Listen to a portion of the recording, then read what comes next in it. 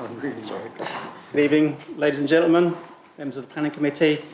My name is Councillor David A. Mahoney. I'm the chair of the committee. We're not expecting a fire drill this evening, but if the alarm sounds, you were directed to the nearest and safest exit by a member of staff.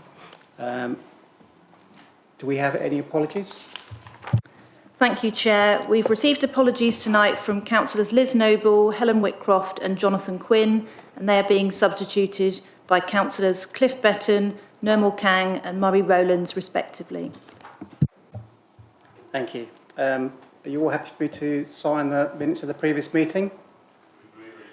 Councillor Lawson, if you will indulge me, I need you to countersign them as well, just to cover everything. Yeah, do it now.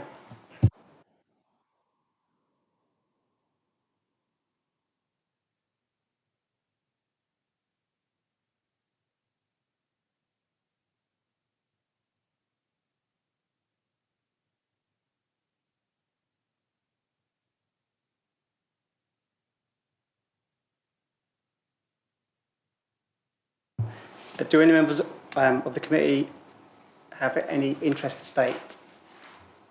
I'd like to do one on behalf of all of us, which is I had an email from Wolf Bond Planning in relation to application. Take everybody had that? Carte blanche. Any others? Councillor Wheeler? Thank you. I've had several emails in advance of this application from the applicant's agent. I think I may have been at a presentation that was done to Windlesham Parish Council at some point in the past. And obviously I was at the planning hearing for the previous refused application. I think that pretty much covers everything, and obviously come to the meeting with an open mind. Noted. Councillor Wilson? Yeah, I've also had messages from residents about this, and I come to it with an open mind. Noted, thank you.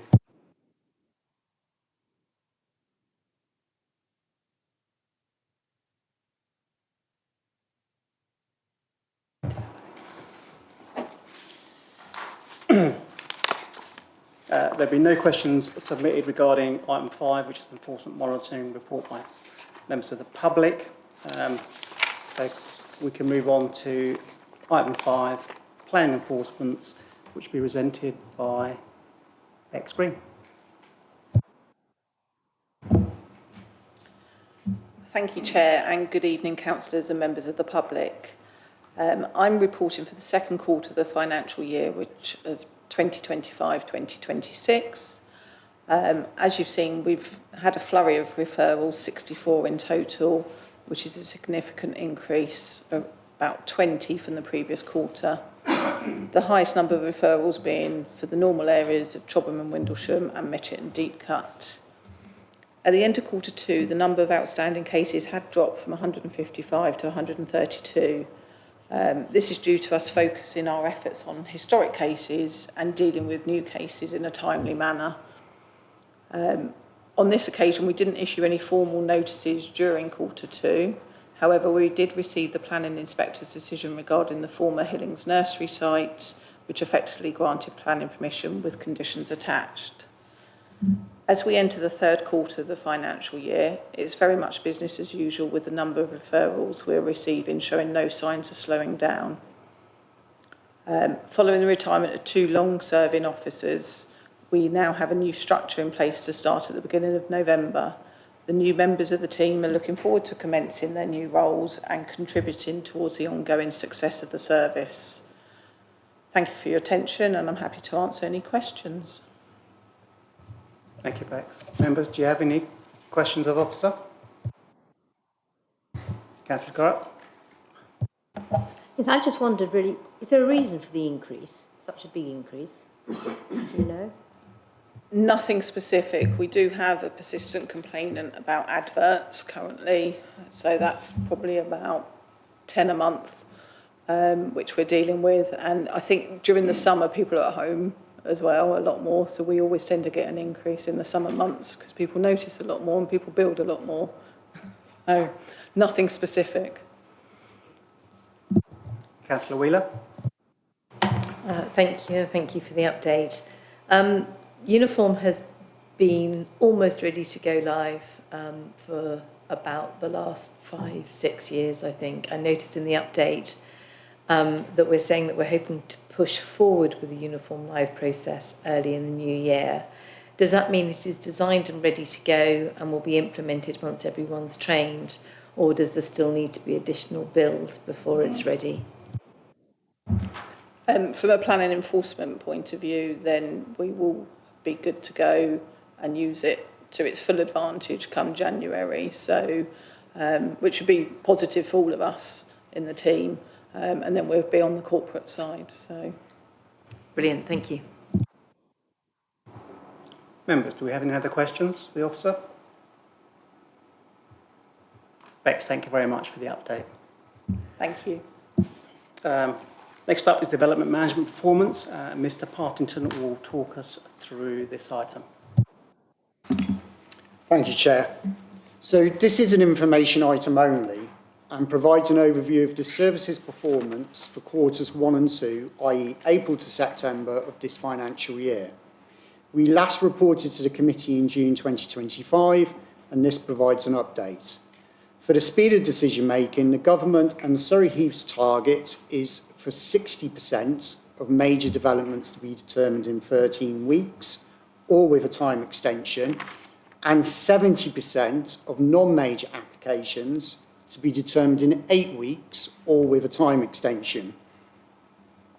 You'll see from the graphs on pages 12 and 13 that the service has exceeded all these targets for both quarters. The number of applications determined in the first 2 quarters of 25-26 are also comparable with the number determined last year. In terms of appeals performance, the government and Surrey Heath's target is for less than 10% of planning application appeals to be allowed as a percentage of the total number of applications determined. Cumulatively, for this financial year, we are currently at 2.5%, so we're well below that 10% threshold. When compared against all appeals dismissed, i.e. including our planning enforcement appeals as well, for example, a total of 66% of appeals have been dismissed. This is a significant improvement on the last financial year when 46% were dismissed. The appeals allowed for quarters 1 and 2 are listed on the report, and the pie chart on page 14 also provides the breakdown. In summary, these are positive results and serve to highlight the hard work by the team. Thank you, Chair. Thank you, Mr. Partington. Do any members have any questions to ask? I'd like to thank you and the team for work. Councillor Clowett. No, I just wanted to make a comment that on the list of appeals that were upheld, there are all these ones for things out in the High Street and Park Street. And in fact, I think it's 3, but there are actually about 10, 15, I think, when they're put through. So in fact, it's not as bad as it looks. You see what I mean? Yeah, and just to actually answer on that, we actually had 8 of those dismissed within the town centre as well. As part 2, we'll look at those in more detail. Members, do we have any other questions?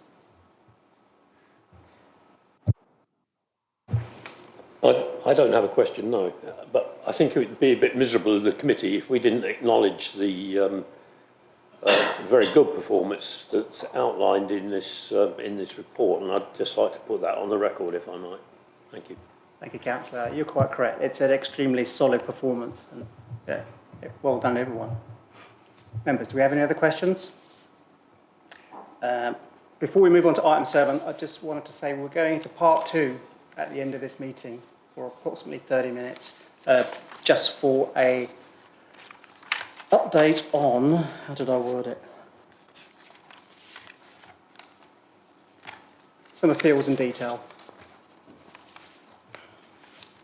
Item number 7, planning application we have for the agenda this evening is for Castle Grove Nursery, Scottsgrove Road, Chobham.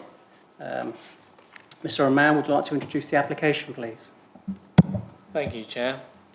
This application relates to Castle Grove Nursery, Scottsgrove Road, reference 250284/OOU, and is being presented today as it is a major development.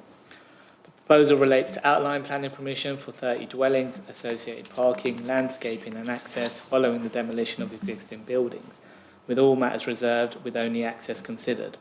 I refer members to the update sheet, nothing more than a few typo errors being corrected. The application site relates to a largely rectangular plot measuring 1.8 hectares in size on the northwestern side of Scottsgrove Road, outside of the settlement boundaries and within the greenbelt. The site has an agricultural use, being used as a horticultural nursery, although operations since 2021 have dwindled down and there are very limited staff on site remaining.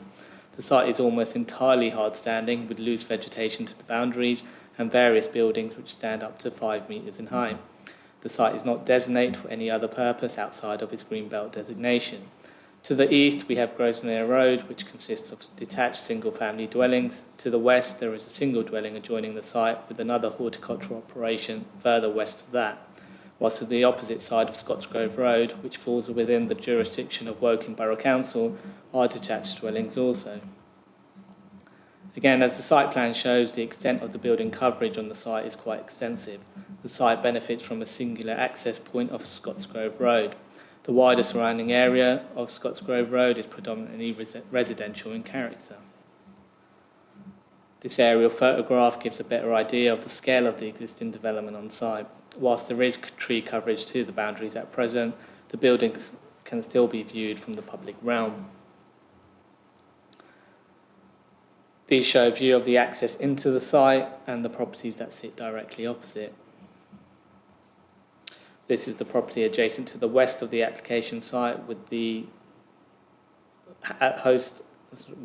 application site in the background of the picture, where the tops of the buildings can be just about glimpsed. This picture is from Grosvenor Road to the east, where some of the properties have rear gardens that share a boundary with the site. The buildings can be glimpsed from the street as well as from the neighbouring windows and gardens.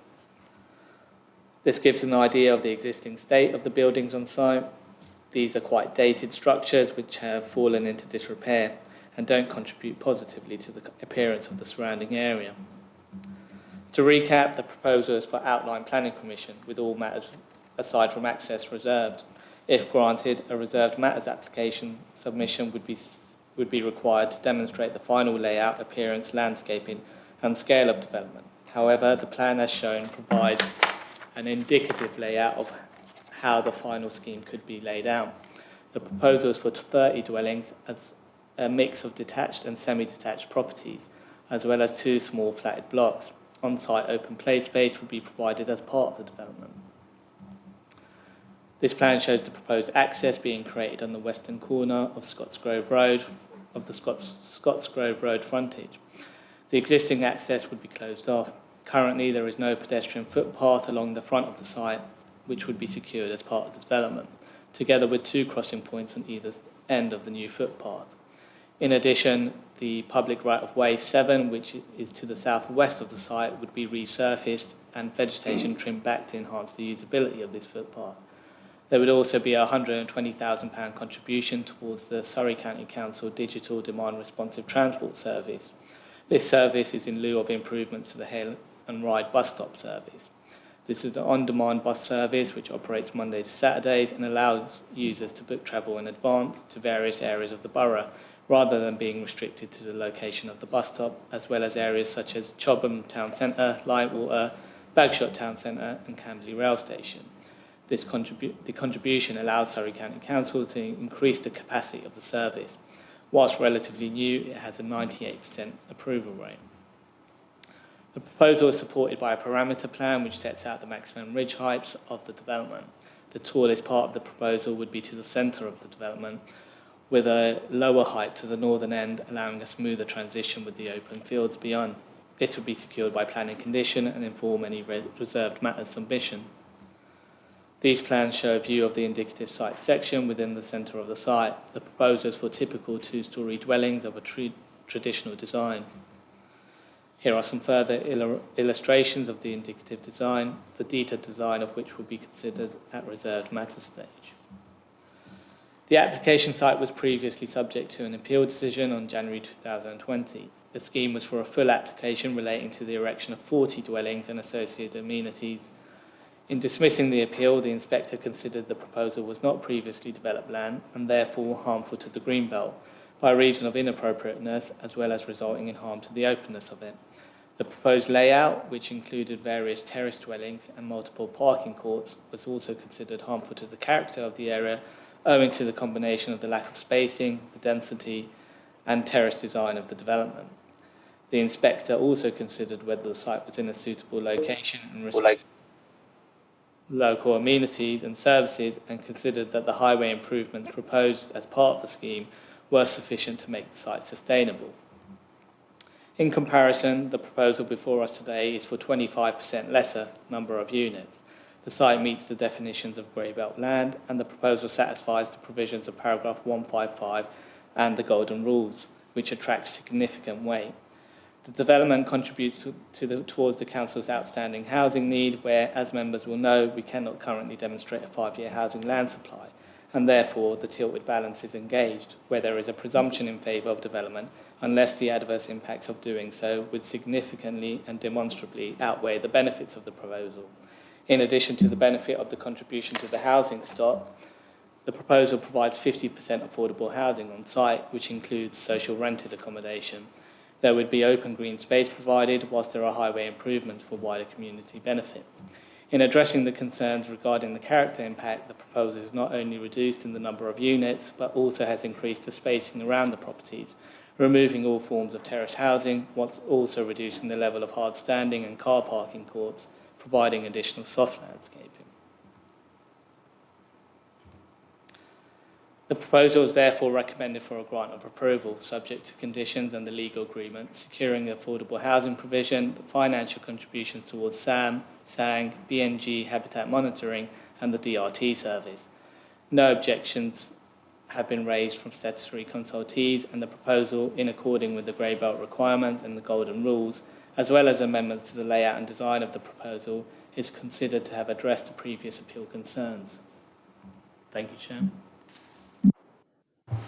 Thank you, Naval. We have a number of public speakers for this application, and I would like to ask Martin Bruckman to come up first.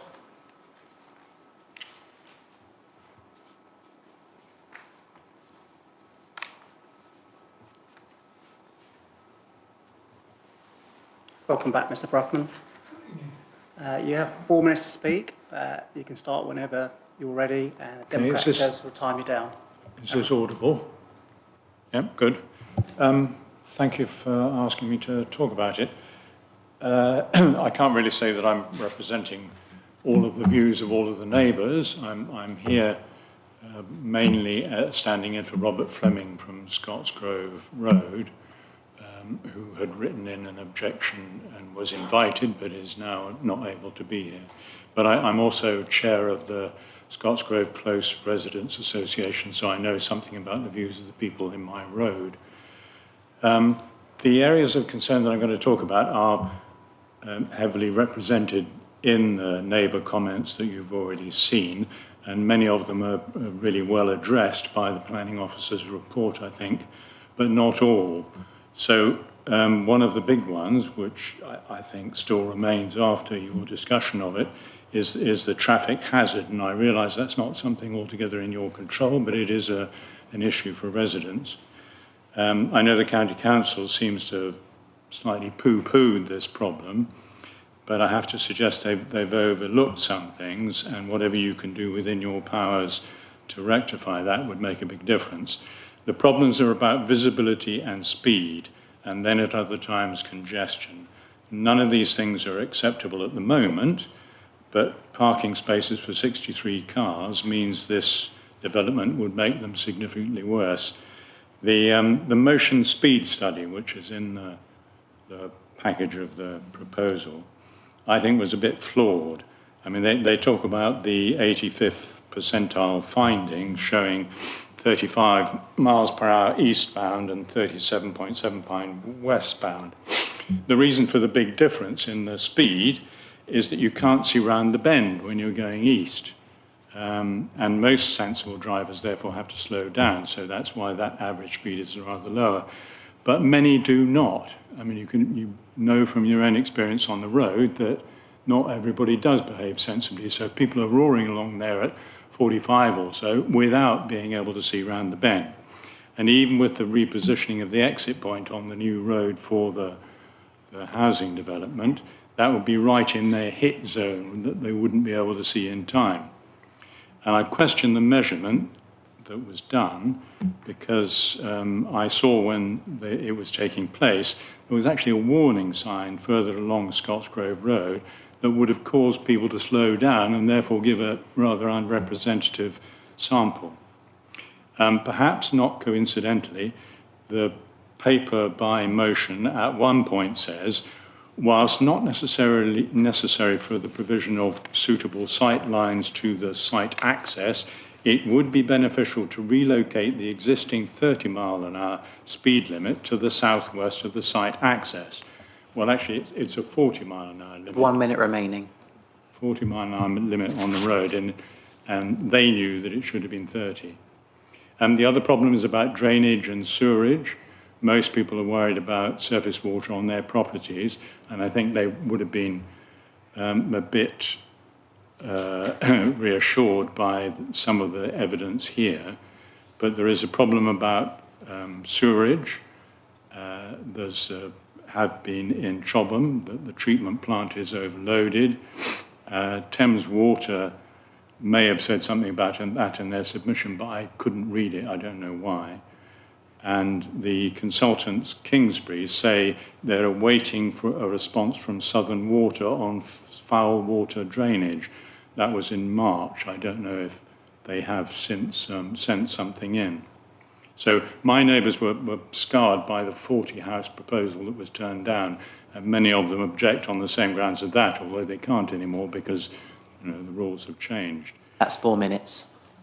Most of them would like 15, not 30, as a result. Thank you very much, Mr. Barton.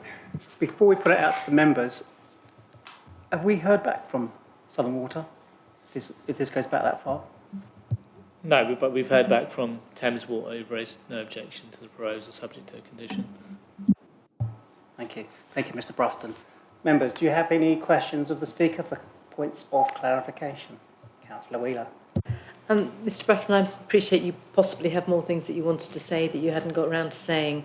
I just wondered what your view was of the improvements to the footpath that goes from Scottsgrove Road to Guildford Road in the opposite direction to the village, and how relevant and how safe you feel that path will be for regular use should this development go ahead. I mean, it's certainly something that a lot of people pointed out in their worries. Footpath along Scottsgrove Road itself is a bit fractured, and the more traffic there is there, the worse it will seem. But I do like the idea of improving that access through to Chobham Road. That seems like a good idea, but of course it encourages people to cross the road, etc., and that is in the place where people can't necessarily see round the bend. Sorry, and also following on from that, if you were to carry on down, if you were walking towards the village down Scottsgrove Road, which safe place or how do you cross? Because obviously you come to the junction with the Castle Grove pub. The Castle Grove pub access goes right the way to the point there of the road. I just wondered how you negotiated that sort of crossing and trying to get into the village there. Rarely, as little as possible. I mean, I think all of it's very dodgy. There's a lady who lives opposite me who has a mobility chair. I've seen her going down that road with things coming round the corner at 40 miles an hour and barely being able to see her in time to brake because she can't go on the pavement because it's lumpy, it's broken, it's just unsafe for that vehicle in particular, but it's not great for walkers. Thank you. Members, do you have any other questions or clarification for the speaker? Mr. Brufton, thank you very much for your time. Next speaker is for the application. Could I ask Tom Rumble from Wolf Bond Planning to come up?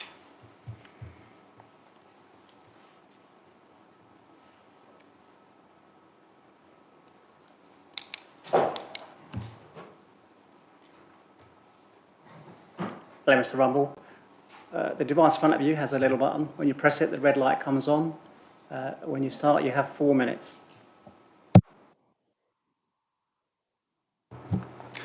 Thank you very much, Chair, and good evening, members. As you've heard in your comprehensive presentation from your officer tonight, this application proposes the redevelopment of the site for 30 high-quality new homes. Now, as you are aware, the site was subject of an appeal in 2020. The reasons for that appeal's dismissal were specific to 1, the scheme at that time forming inappropriate development in the Greenbelt, and 2, the effect of the development on local character. All other matters, including drainage, highway safety and accessibility, were found policy compliant and acceptable by the inspector. In respect of Greenbelt and the first issue, and following the 2024 NPPF changes, the scheme now comprises a clear grey belt opportunity. It complies with all of the golden rules, including the provision of 50% affordable housing, large public open space, and various contributions towards off-site highway works. In respect to the second issue, design, the elements upon which the previous inspector commented regarding an overly urban form, terrace properties, and rear parking courts are addressed through a comprehensive master plan, a more spacious development, and reduced density. The scheme therefore resolves the issues associated with the previous appeal as concluded in your officer's comprehensive report. Now, turning to the scheme's benefits, it offers many. 1, a valuable contribution towards pressing housing needs. 2, 50% affordable housing, including 6 social rent units, which of course form those most needed across this borough. 3, a landscape-led development offering a substantial increase in greenery and tree planting across the site and the associated removal of dilapidated buildings. 4, a residential use that is compatible with the site's immediate residential uses. 5, a high-quality design, use of local materials, and a density and scale that is commensurate with the site's neighbours. And finally, biodiversity net gain provision that comfortably exceeds the required 10%. As detailed in the statutory consultee responses, the proposed development has been found sound on matters of highway safety, accessibility, waste, environmental health, ecology, impacts upon neighbouring properties, and density. No technical statutory consultees offer objections. The site benefits from an extant planning permission for its park conversion to a light commercial use. However, this residential scheme offers a far greater number of benefits, including 1 minute remaining. Thank you. Including its contribution towards pressing housing needs and the opportunity to create a well-landscaped, low to medium density residential scheme to the benefit of the public realm. To conclude, this application makes effective use of grey belt land so to provide considerately designed new homes at a time of substantial housing need and is subject to no objections from the Council's officers. We therefore recommend and invite you to determine this application in accordance with your officer's recommendation. I thank you for your time. Thank you, Mr. Rumble. Members, do you have any questions of the Speaker for points of clarification, what was said? Councillor Wilson. Thank you, and thank you for the presentation. Just can you clarify, there seems to be another planning application pending consideration. It's on page 18 of our agenda pack. Is this from the same applicant, and are you representing them as well? And why are there two applications? Answering the second part of the question first, it is put in by the same applicant, and I am the agent on that application as well. We pursued two applications that were submitted on the same date. That was to enable every available opportunity to secure a planning permission on this site. This 30 dwelling application, in my judgment and your officers, is firmly compliant with all relevant national and local policies. And it should be approved and offers many benefits. But by my understanding from the officer, the 15 dwelling scheme will come for determination at this committee at a date in the future. Hope that helps. Councillor Wheeler. Thank you. I understood you did quite extensive engagement with neighbours and with the parish council. I just wondered really on the motivation behind bringing forward this application, which I understand was not the preferred application from either local residents or the parish council. So we did engagement with the community through, firstly, a presentation I made to the parish council in just before Christmas last year that a number of the residents' associations and residents attended. We also did a sort of informative flyer of the free applications that were going in at the time before we submitted back in the spring, which was for first the conversion of part of the building to commercial use, which is now approved, the 30 dwelling scheme, which is in front of you tonight, and the 15 dwelling scheme. It's fair to say the two residential redevelopment schemes offer different characteristics and benefits. But what I would say is that this scheme is very much a firmly policy compliant scheme that offers some really good benefits, in particular the 50% affordable housing, which includes social rent, which is the most needed, rarely offered by developers, and other benefits that I've obviously advocated in my speech, and I won't go beyond the scope of the question. Hope that helps. I could just come back on it. Can you tell me which company or service is taking on the affordable rented accommodation? And have we actually got somebody that is committed to take that on? There's no housing association yet identified, to my knowledge. That would be a matter that the applicant would have to take forward in due course. What I would say is that in my experience, a 15 dwelling provision, as is the case here, typically will manage to find a housing association, but that's a matter to be taken forward at a later date. Members, do you have any other questions? Councillor? No.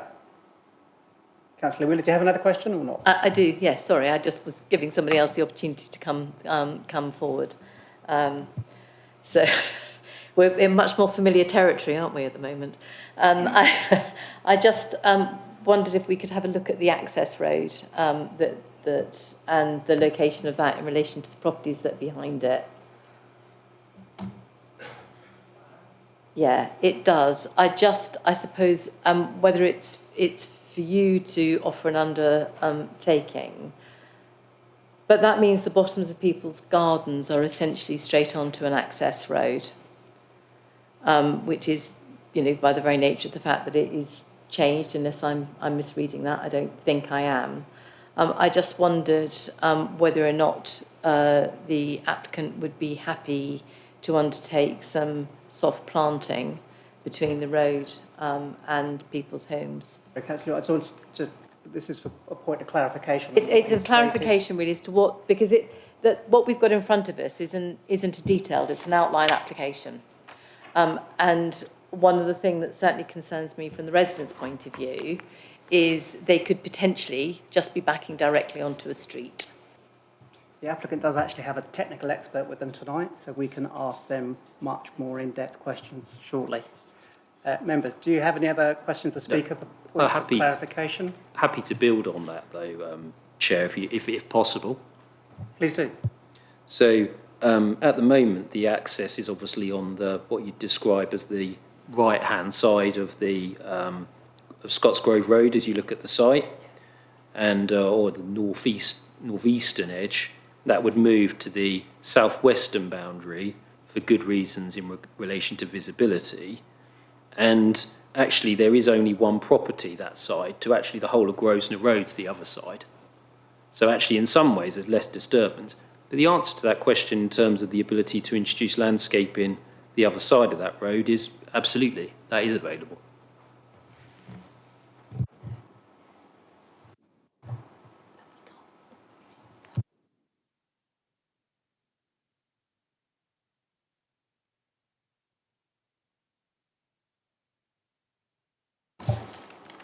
Members, do we have any further questions to the Speaker? Thank you very much, Mr. Rumble. Thank you very much.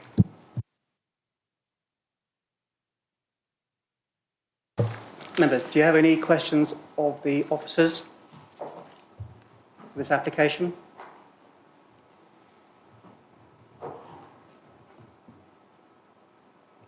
Okay. Oh, sorry, I missed you. That's all right, thank you. One of the things that, so 2 clarification questions. Do we have a 5-year housing supply at the moment? No. Okay, thank you. And I'd just like to make the point that I do take sort of slight offence to is that the buildings have fallen into disrepair. They haven't fallen into disrepair, it wasn't an accident. They've been allowed and encouraged to be dilapidated, including allowing residents on the site without permission for quite a period of time that did an awful lot of the damage. So buildings don't fall into disrepair. They're allowed to go into disrepair, but that's a relatively minor thing. My understanding is that there are no grounds really for objecting to this application on the basis of the reclassification of Greenbelt. I would just like to know if the planning decision that permitted the change of use from agricultural to light industrial has a material impact on the decision that this is now grey belt, because the inspector's report said that this was high quality green belt and gave a number of very specific paragraphs on the benefit of the green belt, the bit that it added in terms of the entrance to the village, etc. So I'd just like to know whether or not that had a material consideration. The other thing as well that I'm slightly surprised about, and I have been on the Surrey County Council website earlier today, and I have just checked again this evening, it doesn't cover Chobham. It will add a stop at Benham's Corner, which it says is outside of Surrey Heath in Chobham, on its website. So I'm not really sure how contributing to the stop and ride service, unless the developer knows something about them extending it into Chobham, will actually help. And the other thing as well is there is no safe access. I know that the planning inspector didn't really hold much weight by it, because he just said that people would drive the short distance from this site into Chobham. There is no safe access to Chobham from this site. The lady that, the resident that spoke earlier, has contacted me several years ago, and I have walked this site with our councillor at the time, and we could find no safe crossing point to add in a lowered crossing to enable her and her mobility scooter to access the village. So, as is stated, she has to go out on the road, as do people walking to school, and the footpath that they're talking about is please everyone in the Planning Applications Committee, don't consider it to be a footpath. It's not a footpath. It's like a bridleway, but not a bridleway. It's that kind of footpath. It's not one that runs along the street, and it runs away from the village to a bus service that barely runs. So, in terms of what they're giving us, can't we get anything better? Would be my response, because contributing to a bus route that we can't select from Surrey doesn't seem to be much help to us. unless Surrey County Council website is out of date and is wrong, which is, I appreciate, is quite possible. But a safer pedestrian pathway into the village, is there nothing we can do to work that scheme up? Neville? Yeah, thank you for that. I mean, in terms of the prior approval that was granted, in terms of the Greenbelt impact and how we judge that, it has no material impact on how we judge that. You've obviously mentioned the previous appeal. You know, the inspector remarked that the route to Chobham wasn't long, and wasn't involving any challenging terrain. Whilst it was able to cycle that route as well, the inspector did acknowledge that the site was in poor condition at various places and there wasn't continuous lighting, but ultimately there was no refusal on sustainability grounds. So it's very difficult for us here to suggest that we can refuse this scheme on sustainability grounds when we have a lower quantum of development, ultimately. The other thing to remember, as we've discussed here a number of times in previous committees, is we have to be proportional to what the development is proposing, and whilst there are various roads in the borough, especially this side of the borough, which aren't suitable for walking, we can't ask the developer to provide a sum towards that, as it wouldn't meet the tests for accepting financial contributions. In terms of the DRT service, I mean, this is a relatively new service in the borough. Essentially, it replaces the hail and ride system. You pointed out it does go to Chobham Town Centre, it does go to other various town centres as well. It is hoped that the contribution provided as part of this development would increase that capacity and hopefully expand on where residents can go to. So just to be clear, it doesn't. You can get it from somewhere else and get it to drop you at Benham's Corner in Chobham, which, according to Surrey County Council, is outside of Surrey Heath. What can I say? It says it all, really, doesn't it? But you can't hail it from Chobham to go anywhere else, according to their website. So if you look at the map, Chobham is outside of the map. Yeah, so that correct. Contribution doesn't help the residents of Chobham. It doesn't help the residents for this development either. So is it possible to have that money spent somewhere else to do something else that would either benefit the new residents or benefit the residents that are going to be impacted by this development, is the question that I'm asking.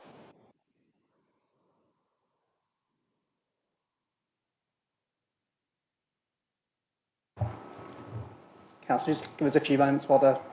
Sorry? You can give us a few moments while the officers just do a bit of research. It's Surrey you're researching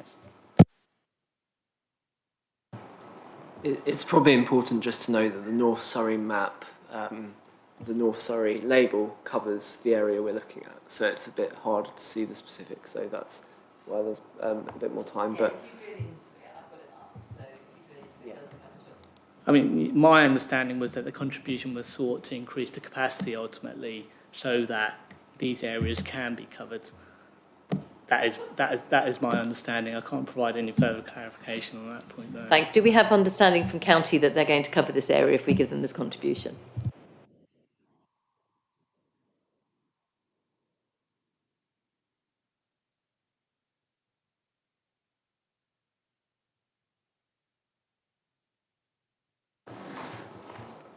just to clarify as well, it is a service that has been expanding across Surrey. So I believe it started in Mole Valley, which is more my neck of the woods, and it does work quite well. But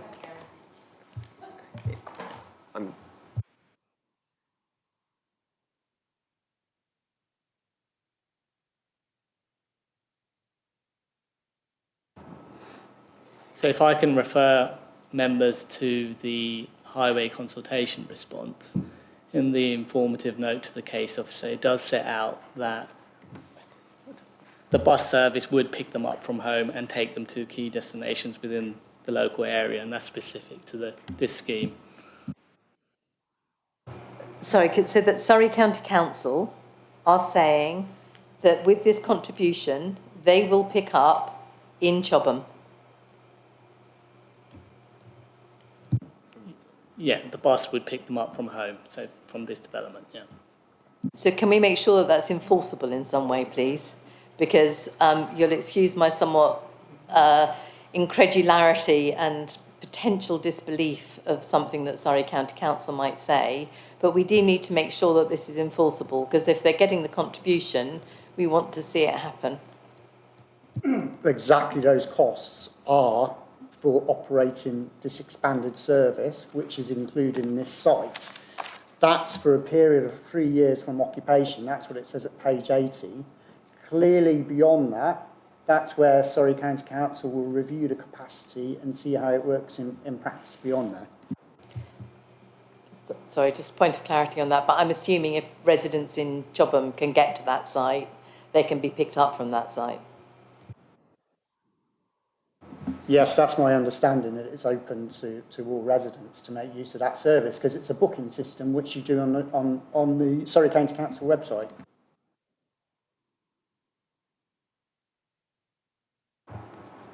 Councillor Garrett. Wrong side. Thank you, Chair.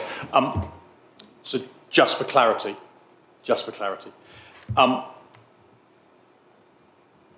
the residents will have access to this from when the houses are finished, yes? So they won't be putting anything in place before that, which I get, because the funding is once the houses, obviously the agreement with the developer, but once the houses are there, then this service will be available, yeah? That's basically what it's saying?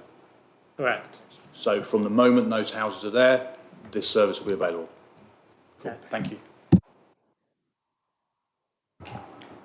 Councillor Wheeler. Sorry. How can we be sure that this is ring-fenced with the creation of the new unitary authority? And how can we make sure that this money is protected for these services? It's a legal agreement tied to the development, so irrespective of whether or not we're Surrey Heath or some other council, it's still a legal agreement tied to this development, and the unitary authority would have to have the same consideration of that decision. Councillor Rowlands. Thank you, Chair. Can I just ask, and it's probably my novice's response to this, what has fundamentally changed from the previous rejection to the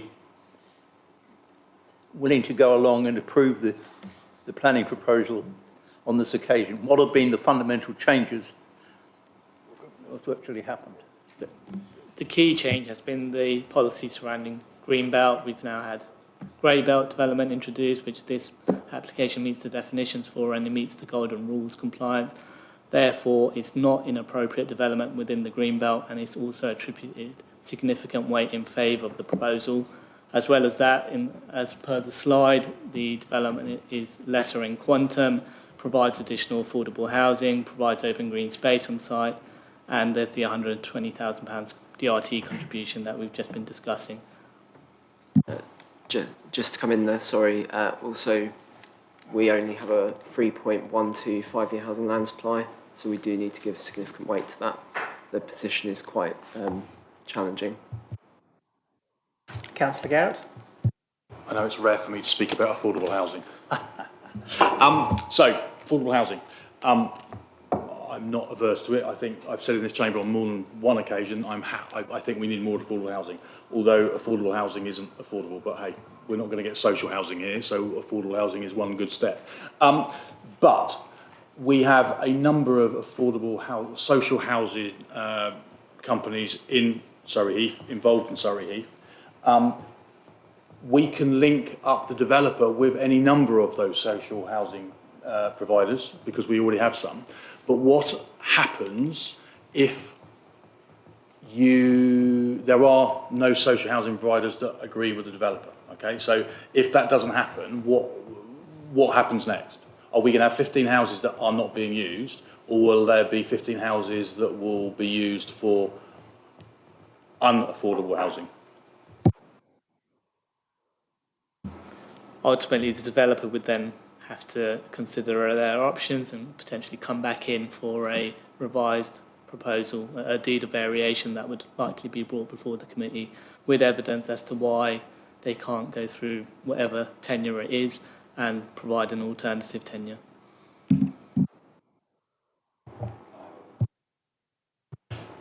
So we've sat in this chamber a number of times with planning applications in the past where the goalposts change, where a 75 age limit is suddenly 65 and then maybe 55. Is it possible we all find ourselves in a situation where this, and I know we need affordable housing, we suddenly are saying, well, okay, they can't find affordable housing, then this will not be affordable housing, or will they have to put affordable housing in there? Ultimately, what makes this development compliant is that 50% target for the Golden Rules compliance. Otherwise, we wouldn't have addressed the previous appeal decision. So they would need to meet that quantum. Thank you, that's what we're here. So can I just get clarification on that? So if they were unable to find a housing association to take on those buildings, they would not be allowed to build on this site? They could provide an alternative tenure, but they would need to come through the planning process again. And that would come back through this committee again, or would that be through delegation? Very likely come through the committee again. Members, do we have any other questions of the officers? Councillor Wilson. Sorry, it's a further clarification of that point. So if it doesn't reach 50% affordable housing, then it fails the golden rule. So it's no longer grey belt. So it needs very special circumstances. So the whole thing falls apart. Would that be right? In short, yes.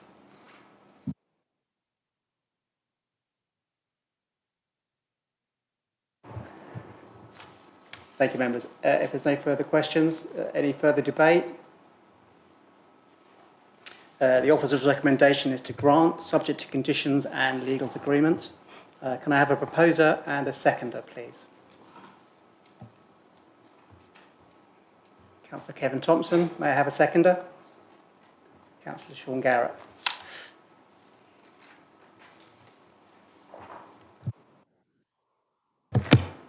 So all those for the officer's recommendation to grant, subject to conditions and a legal agreement, please raise your hands.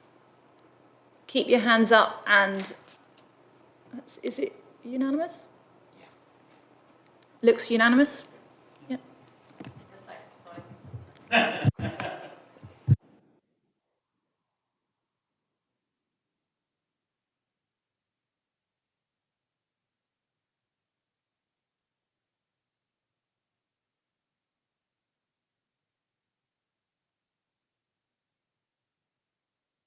The application has been granted, subject to conditions and legal agreements. The officer's recommendation to grant has been agreed. Meeting closes. Thank you very much, members. As I said at the beginning, we do have 30 minutes, part 2, just to cover some appeal details. Thank you very much, members.